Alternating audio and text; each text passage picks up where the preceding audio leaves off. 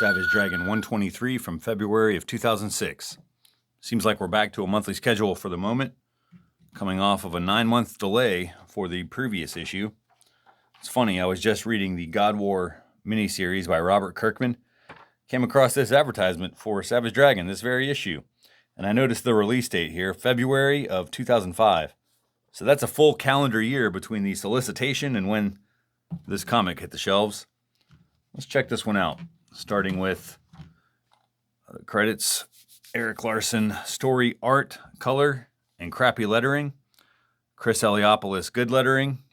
We got Bill Crabtree, cover colors, and Josh Ecorn, making bears on the Growler. All right. So previously in Savage Dragon, it was revealed that Ronald Winston Your Ass is the bastard son of the Dread Knight, ruthless ruler of the country of Lieberheim. That and his attempt to land in the White House was thwarted. He's pretty pissed about that, actually. Meanwhile, Dragon's wife is in the hospital. Looks as though she's never going to walk again. Her daughter, Angel, has run off with the diminutive dictator from Dimension X, Mr. Glum. Oh, and Dragon and Super Patriot are about to tackle the Nuclear Man, a killer robot of mysterious origins sent over from Iraq. Pretty exciting stuff, eh? So Glum and Angel are hiding out in some abandoned building. We have a noise coming from the basement level. Glum grabs a pistol, goes down to deal with the disturbance, which turns out to be the Creator, doing his best Billy Kincaid impression. I pulled a copy of Spawn so we could check that out side by side. The difference being that the Creator is still alive here, just barely. But Mr. Glum, he corrects that error. He unloads 6 shots at the former Johnny Redbeard, ending the life of this longtime Dragon villain. In case it's not obvious, Mr. Glum has become a much more violent, troubling character in this book. No longer just the comic relief. Meanwhile, Jennifer, or Miss Dragon, if you're nasty, her mood has not improved. Frank Darling, the one-armed police captain, he tries to be optimistic about the situation, but it's no help. She is convinced that her husband might not make it out of this fight alive. For good reason.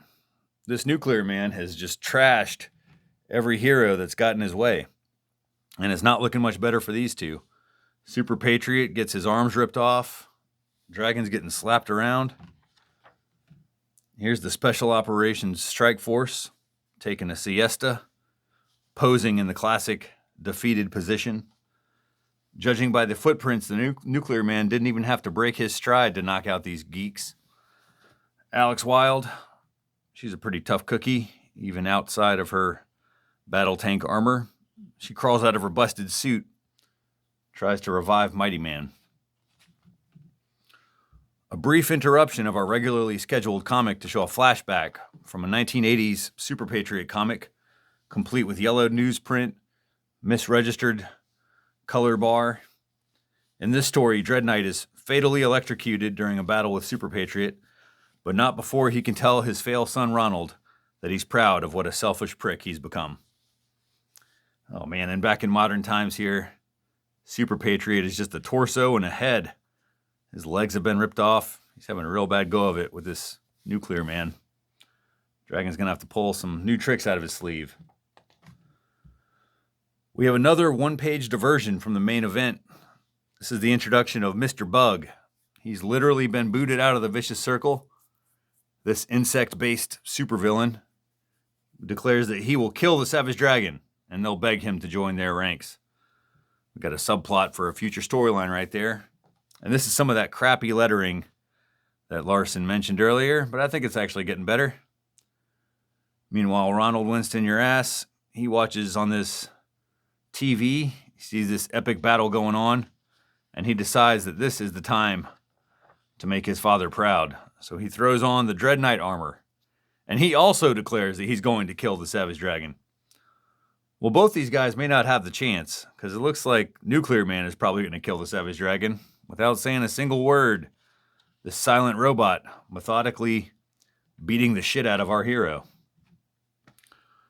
Dragon pulling out every gimmick that he has, including the bracelet of intangibility. This device was used back in issue 115 by Mr. Glum.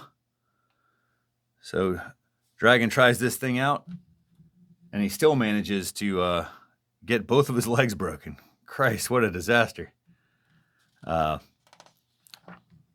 he is able to shove a light pole into the robot's head, and he also gets his hand crushed.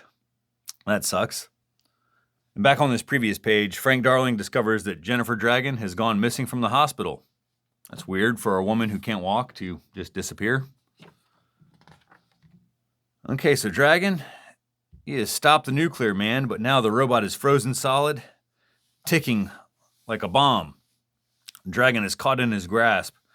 Mighty Man shows up just in time to rip Dragon's arms free. Then he flies the robot off the surface of the planet. But before they can make it out of the atmosphere, Nuclear Man explodes, possibly killing Mighty Man as well. Dragon's about to pass out from this brutal experience. Then the fucking Dread Knight shows up. And that's where this one ends. It's been a while since we've seen Dragon in this much peril, but this fight left him in pretty rough shape, and now a new challenger enters. It feels like a lot like the when a heel cashes in the Money in the Bank briefcase just after the champ has had like a 45-minute title fight. It's kind of using some wrestling parlance here, but enough of that. We've got more comic left, starting with Chicken, a backup story with artwork by Frank Fosco. He's been featured in some other issues recently here. But this geek is Denny Atlas.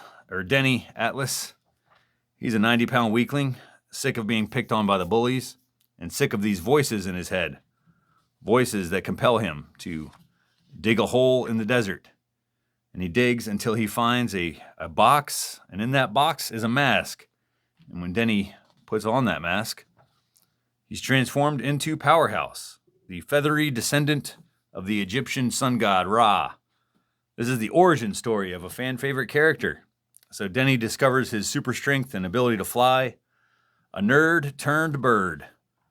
And he does what anyone would do in this situation. That's scare the piss out of the bullies who humiliated him earlier. They still think he's a freak, though, but at least he's not afraid anymore. So this is not the first appearance of the Denny Atlas. He appeared back in issue 70. Powerhouse had reverted to his human form to avoid getting his ass kicked by Mighty Man. We just didn't know that was him at the time. All right, and that brings us to, let's see, Comic Bits by Chris Giarrusso. The boys have made it back home, but it appears they are in an alternate reality, a bizarre parallel universe where their father actually is kind to them. That just leaves the letters page, fanatics. Reaction to issue 120 here. Not much else to spotlight, but let's wrap this one up. Same ad as last time for the Comedy Central Booty Call subscription. Not wasting any more time on that. We'll see you back here next for issue 124. Adios.